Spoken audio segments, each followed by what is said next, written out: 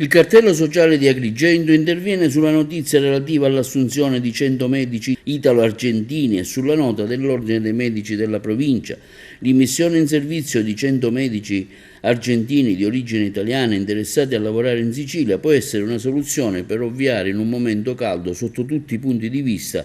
ai vistosi buchi nella dotazione organica dell'ASP di Agrigento. Si tratta sempre che l'operazione vada a buon fine,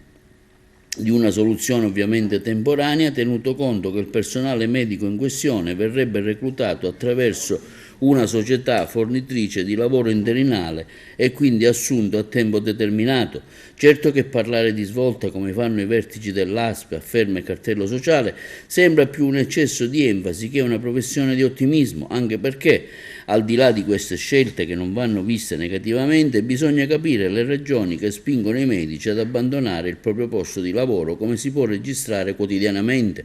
Di contro non si può che condividere quanto ha dichiarato l'Ordine dei Medici della provincia di Agrigento a proposito dei tagli a monte del nostro sistema sanitario, che nel tempo ne ha amputato non solo le schiere di professionisti, ma ricordiamo perfino i posti letto. Come non si può non condividere il passaggio della nota dove si legge che il Covid-19 nel 2020 ha posto la questione nella maniera più drammatica, accendendo la flebile fiammella della speranza che vuole la sanità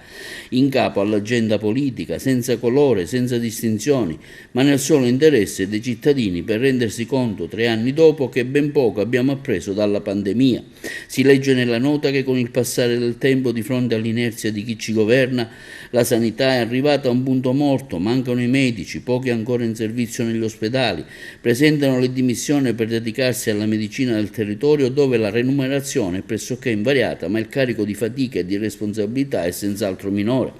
Ci sentiamo, continua il cartello sociale, di accogliere anche la parte finale della nota per condividere l'esortazione che invita a rivedere la macchina organizzativa aziendale per apportare ritocchi utili al suo buon funzionamento e attuare i più efficaci interventi al piano sanitario da parte del governo regionale. In questo senso, conclude il comunicato stampa del cartello sociale, siamo comunque anche noi convinti che non si può ignorare il fatto che il problema sia legato a doppio filo con il governo centrale, al quale competono l'erogazione dei servizi sanitari, la salute pubblica, che è un diritto insopprimibile dei cittadini.